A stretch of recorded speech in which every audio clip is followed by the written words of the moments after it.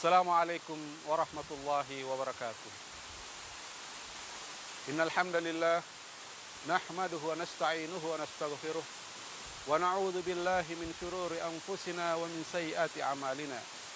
May yahdihillahu fala mudhillalah wa may yudlilhu fala hadiyalah. Asyhadu an la ilaha illallah wahdahu la syarikalah wa asyhadu anna Muhammadan abduhu wa rasuluh la nabiyya ba'dah. Para pemirsa yang budiman, di antara dosa besar yang harus ditinggalkan dan harus dihindari oleh umat Islam adalah memakan harta anak yatim secara zalim. Siapa yang dimaksud dengan anak yatim tersebut? Anak yatim itu adalah seorang anak yang telah ditinggal mati oleh bapaknya ketika dia masih di dalam kandungan sampai ia lahir, sampai ia balik. Karena kalau yang ditinggal mati oleh ibunya namanya aji. Sementara yang ditinggal mati oleh keduanya disebut dengan latin. Ya mungkin kalau kita di Indonesia mengenal sebagai yatim piatu. Artinya kehilangan ibu dan anaknya. Nah, Islam mengajarkan kepada kita bagaimana memperlakukan anak yatim tersebut. Kita tidak boleh semena-mena, kita tidak boleh semena-mena terhadap mereka. Kita diperintahkan untuk berbuat baik kepada mereka, untuk mendidik mereka, ya. Dan batasan anak yatim ini tentunya adalah dari lahir itu sampai balik, dan tanda-tanda kebalikannya itu adalah ketika misalnya dia sudah mimpi basah kalau dia laki-laki, atau sudah datang haid kalau dia perempuan, tumbuh bulu-bulu halus misalnya, atau sudah sampai pada usia 15 tahun. Itu batasan untuk anak yatim. Ya. Dan selama dia masih kecil seperti itu, maka kita sangat dianjurkan untuk tidak semena-mena kepada mereka, tidak boleh menghardik mereka. Fa'ammal yatima fala taqhar, kata Allah Subhanahu wa taala. Adapun orang yang anak yatim, jangan sekali-kali kamu berbuat semena-mena terhadap mereka. Dan salah satu contoh perbuatan semena-mena terhadap anak yatim adalah ketika kita memakan harta mereka dengan secara zalim, ya. Kita memakannya secara zalim, kita mengambil harta mereka dengan cara-cara yang batil. Kita makan harta benda mereka, peninggalan ibu bapak mereka dengan cara yang batil. Ini yang dilarang. Allah Subhanahu wa taala mengingatkan kita di dalam Al-Qur'an. Innal ladzina ya'kuluna amwalal yatama zulman innama ya'kuluna fi butunihim nara wa sayaslawna sa'ira. Innal ladzina ya'kuluna amwalal yatama, sesungguhnya orang-orang yang memakan harta anak-anak yatim zulman, dengan cara yang zalim, dengan cara yang batil. Ancaman apa yang ia akan dapatkan? Innama ya'kuluna fi butunihim nara. Sesungguhnya apa yang ia makan tidak lain adalah bara api neraka. Ya. Dia telah memakan bara api neraka. Dia memakan api. Jadi jangan dikira kalau dia memakan harta anak yatim secara zulman itu, secara zalim, bahwa dia mendapatkan manfaatnya. Dia mungkin menikmati di dunia ini.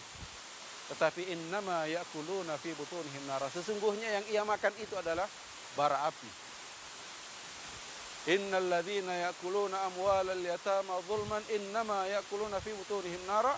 Bukan hanya itu, wa sayaslawna sa'ira, dan dia akan masuk ke dalam api neraka yang menyala-nyala. Jadi jangan berpikir bahwa orang yang makan harta anak yatim akan masuk ke dalam surga Jannatun Na'im, akan memperoleh surga yang di bawahnya mengalir sungai-sungai. Tidak mungkin. Ya. Yang ia dapatkan adalah sa'ira, api yang menyala-nyala. Jangankan memakan harta anak yatim, berniat saja mendekat ke harta anak yatim untuk makan, untuk mengambil, untuk dimanfaatkan di dunia ini, itu dilarang oleh Allah Subhanahu wa taala. Sebagaimana firman-Nya, "Wala taqrabu malal yatimi illa billati hi ahsan." Jangan kamu mendekati harta anak yatim kecuali dengan cara-cara yang baik, kecuali dengan cara-cara yang ma'ruf, kecuali kalau kamu berniat yang baik, misalnya untuk mengolah harta ini supaya bisa berkembang, kemudian setelah berkembang banyak dan sebagainya diserahkan kembali kepada anak yatim, ini nggak ada masalah. Ya. Wala taqrabu malal yatimi illa billati hiya ahsan hatta yablugha asyuddah. Sampai ia pada usia balik tadi yang kita katakan tanda-tandanya. Sampai dia dewasa. Yang artinya harta benda yang tadinya kita kuasai, ya, setelah anak itu dewasa dan setelah pula kita kembangkan barangkali harta tersebut, maka kita serahkan seluruhnya kepada anak itu.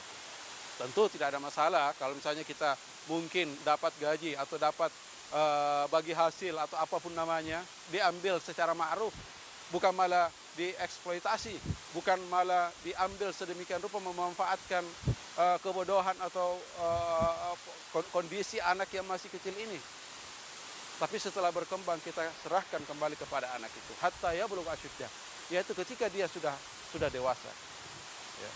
Sebagaimana juga diperkuat oleh firman Allah Subhanahu wa taala, wa atul yatama amwalahum wa la tatabaddalul khabitha bit thayyib wa la ta'kulu amwalahum ila amwalikum innahu kana huban kabira.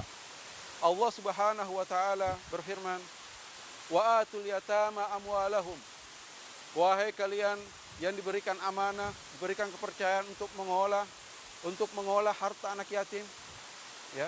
Atul yatama amwalahum, kembalikan harta mereka kepada anak yatim itu.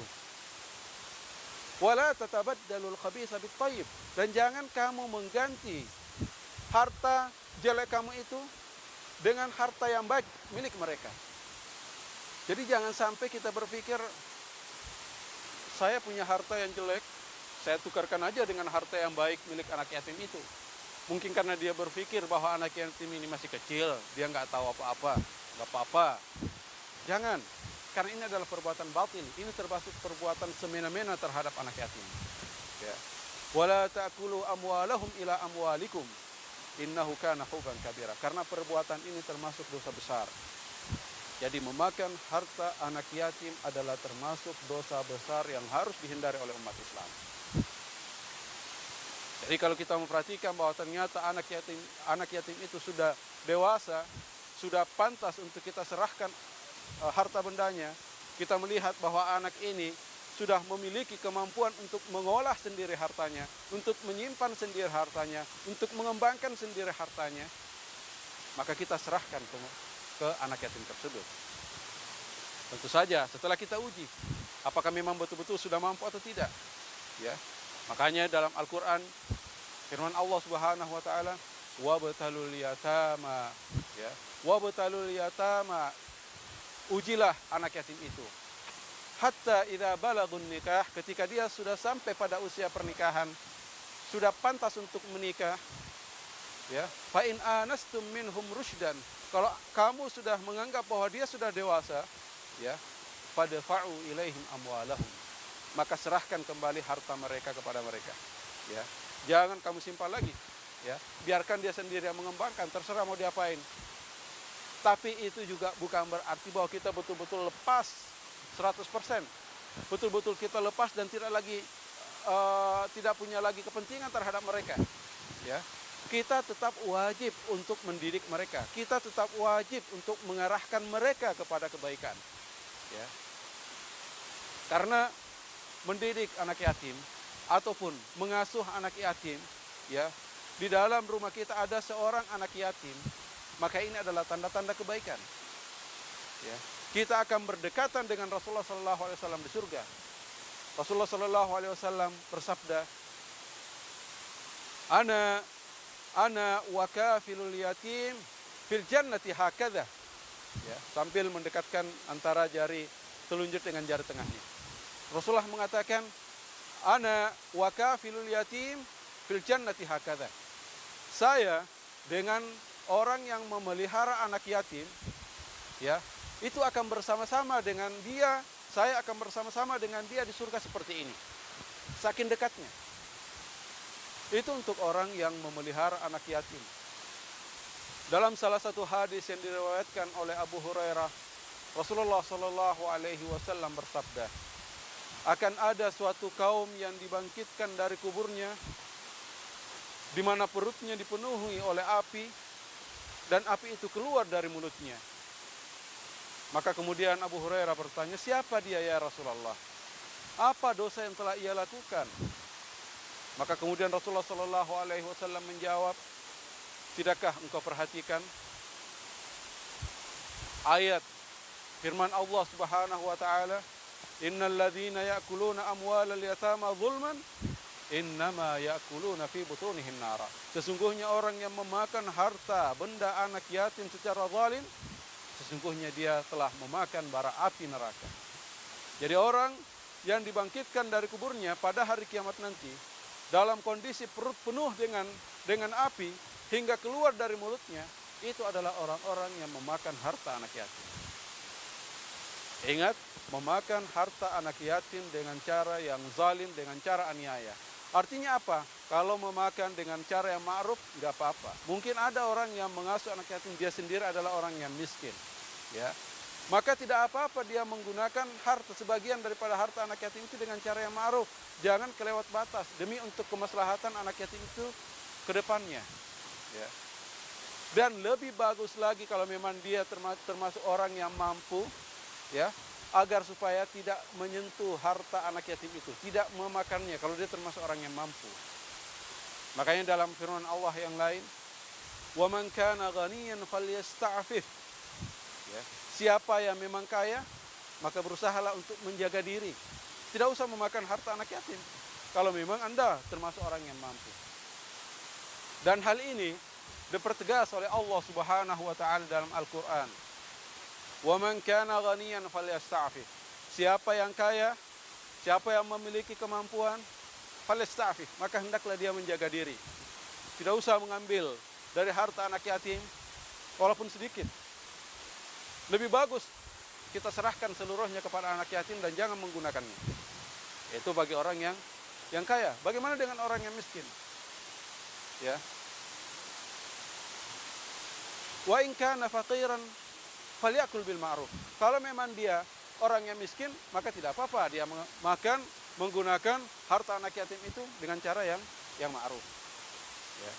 Oleh karena itulah, maka jangan sekali-kali kita menggunakan ataupun makan harta anak yatim itu dengan cara yang zalim, dengan cara aniaya, dengan cara semena-mena. Ya. Jangan kita memanfaatkan keberadaan anak yatim itu untuk memperkaya diri, ya, untuk mengumpulkan harta sebanyak-banyaknya, tapi anak yatim ini sendiri tidak mendapatkan apa-apa. Ya. Bahkan maaf saja, ada beberapa panti asuhan misalnya yang kita katakan tadi, memanfaatkan keberadaan anak yatim, mencari sumbangan ke sana kemari, tapi ternyata harta bendanya atau harta anak yatim ini yang menjadi milik daripada anak yatim ini justru digunakan sendiri oleh mereka. Oleh karena itulah, kita sebagai umat Islam berusaha memanfaatkan keberadaan anak yatim sebagai jalan, sebagai sarana untuk memasukkan kita ke dalam surga, sebagai sarana untuk bisa berdekatan dengan Rasulullah nanti di surga. Ya, ana wa kafilul yatim fil jannati hakadha, kata Rasulullah tadi. Ya, dan juga dalam riwayat lain dikatakan bahwa inna ahabbal buyut indallah baitun fihi yatimun yukram. Sesungguhnya rumah yang paling dicintai oleh Allah Subhanahu wa taala adalah rumah yang di dalamnya terdapat anak yatim yang dimuliakan.